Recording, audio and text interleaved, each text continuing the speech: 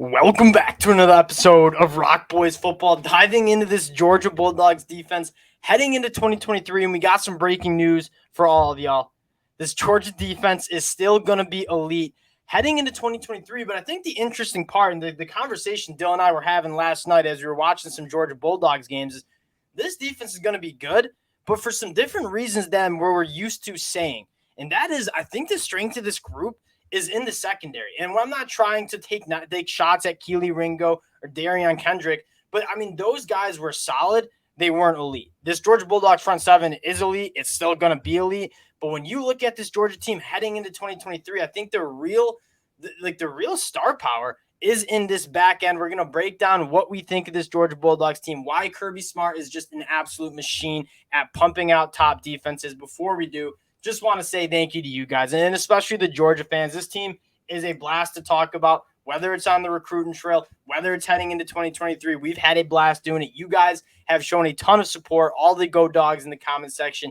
Appreciate you guys rocking with us. So if you do enjoy the content, consider subscribing to the channel. Dill, I'm going to kick it off to you. Let's start in this secondary. Can you find a hole in this group?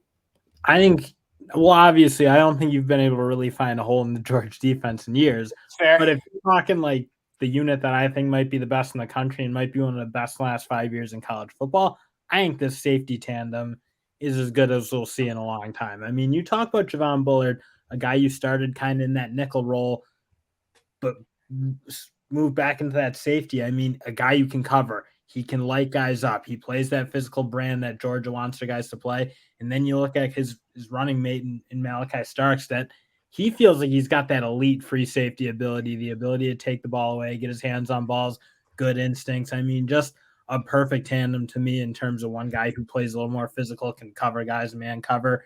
And then you got Malachi Starks. So I think just can be a special free safety that we haven't seen. Malachi Starks legit flies around the field. I mean, like the length of speed that he plays with, an absolute ball hawking going into his second year. I think you're really excited because there's two things of being like an elite ball hawk safety. One is just having like the speed. You got to be able to have the range. He certainly has that. Going into his second year, what's he going to develop a little bit more of? At least the whole idea is, and I fully expect it to happen in Athens, is having those instincts. Like I know where the perfect guy to learn behind, because Chris Smith, as much as he didn't have the top end athleticism that Malachi Starks has, he had the instincts and the ability to go find the football. Yeah, and like the most wild part, and I guess one thing I'd add, Javon Bullard, like so many teams like to attack safeties and man coverage. Like Javon Bullard having that nickel experience, being back there, like he's not going to be a liability. Think about Tennessee and the team that's like, I'm going to try to scheme up and really attack these guys. They did it to Alabama last year. Try to get isolate these safeties. You can't do that with this Georgia team, especially in the secondary and especially in the safety room, because they're so loaded. And I want to talk about like my guy who's been my guy for 2 years. He's just been banged up and hasn't really had a chance to play, Kirby Smart. And I don't know if like a ton Georgia fans know him. I don't know if national football fans know him. Former All-American in West Virginia, former guy who just gets his hands on football, is an absolute playmaker anywhere you put him. They moved Javon Bullard to safety so they could get Kirby Smart on the field. I think he's going to play a massive role for this Georgia defense in 2023. Yeah, and then just to round it out, I mean, you're talking a boundary cornerback spot that I don't think you've seen again. We talk Keely Ringo, Darian Kendrick. Like there was a reason Keely Ringo was what 6'2", 215 pounds, runs a 4.40. There was a reason he was a day 3 pick. Like he wasn't an elite cornerback. He had elite traits, never really was an elite cornerback. I think this year, this is probably as elite of a cornerback room as you have. I mean, Kamari Laster, he has the traits, and you've now seen him. I mean, he was sticky last year. Guys didn't get open on him. And then you flip over to the other side. Different. We haven't necessarily seen on the field yet, but the potential is there. I mean, you know that.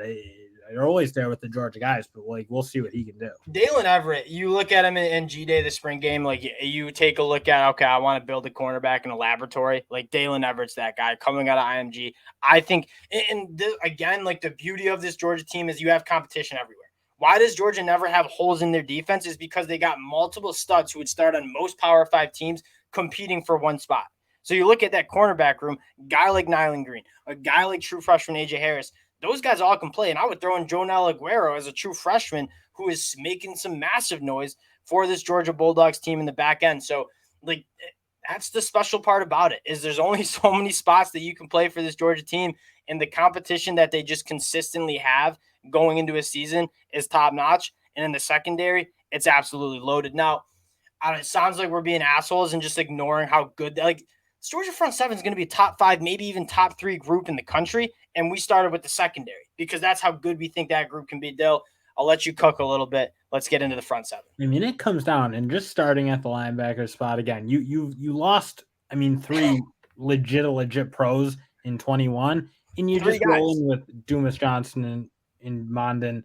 You didn't miss a beat. And No. I think fundamentally what you have now is if you're an elite linebacker coming out of high school and you want to play elite linebacker football, you go to Georgia because you just see a different attitude to how Georgia plays defense than anyone else. I mean, you don't see linebackers making 90% of their tackles within 1 yard of the line of scrimmage or 1 yard in the backfield as much as you see with Georgia. They just play a different style. They don't give up any yards. Again, everyone seems like now you go to the bend, don't break, play good defense in the red zone. Georgia doesn't want you to get a first down. I mean, I think they legitimately get pissed when they give up first downs. Like, if you just move the ball 10 yards in 3 plays, I think they actually are mad about that. And that's kind of getting to what you were saying and why Georgia's been able to just like cultivate this. Like, guys want to go play for this defense for exactly the reason you just said. Like, we're going to swarm you. We're going to smother you. And these linebackers get downhill so fast. I mean, we talked about it when Nakobe Dean and Quay Walker were coming out. Channing Tindall you could throw in there as well. We're talking about the same thing. Like Mondon, Dumas Johnson Jr., like they just get downhill so fast. They don't give up and I don't know. I'm like kind of going crazy right now. I should maybe take a breath here. But I think what my ultimate like feeling is this Georgia team is not complacent. Like they're not going to be okay. Hey, we're just going to sit back and not give up the big play, which most defenses across the country do. They're not going to let you get a damn thing. And then Dill, like, I mean, you have Raylan Wilson, who's not even going to be running with the starters.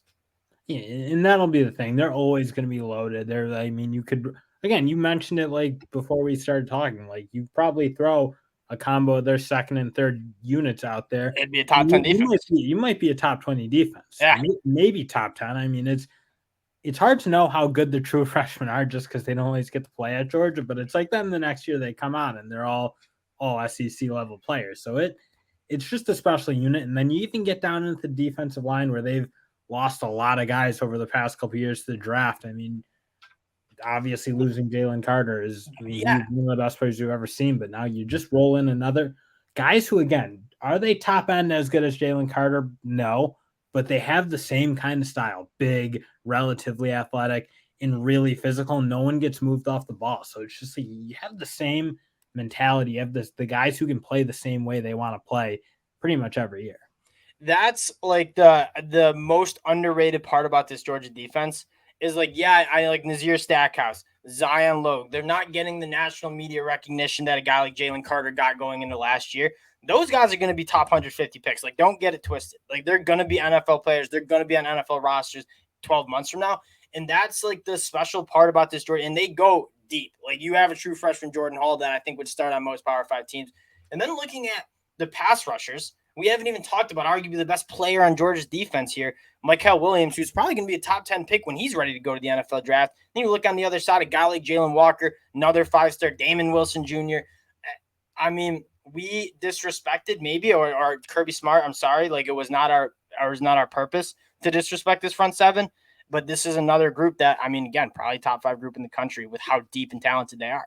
And frankly, Mykel Williams might be the best pure pass rusher we'll have seen in Georgia in a long time. And that's saying a lot, I think, because again, you have Nolan Smith, you have a guy like Trayvon Walker, who, again, very, very good player, but never was that like elite edge rusher at the college level. And obviously, Nolan Smith, he probably would have been as a senior if he played the whole year, but got injured.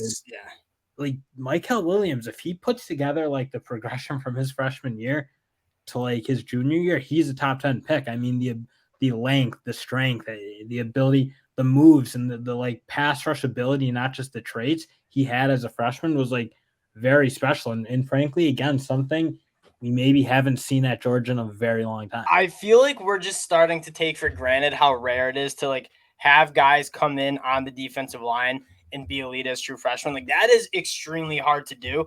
And like Georgia just has guys that kind of come in and do that. Jalen Carter did it as a true freshman. Mykel Williams did it last year. It's a loaded group.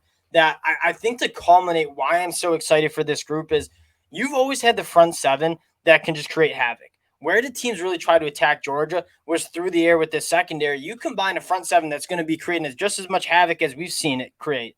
Now you have guys like Kamari Lassiter, Javon Bullard, absolute ball hawks in the back end. Like, I think you're going to see increase in turnovers. You're going to see certainly an increase in just like stinginess in terms of the separation that you see wide receivers getting. I don't like, this is going to be a wild take. Like, this might be the most complete Georgia defense that we've seen. And like, we've seen a lot of good Georgia defenses, but I mean, like, this secondary, it's always been like the whole of this defense, and like whole in quotation marks is a top 10 group for most teams. It's going to be the best part of this group, this Georgia defense. Going to be elite in 2023. At the end of the day, you still have the Kirby Smart attitude, and that's something that's very, very hard to replicate. I think every college football program in the country.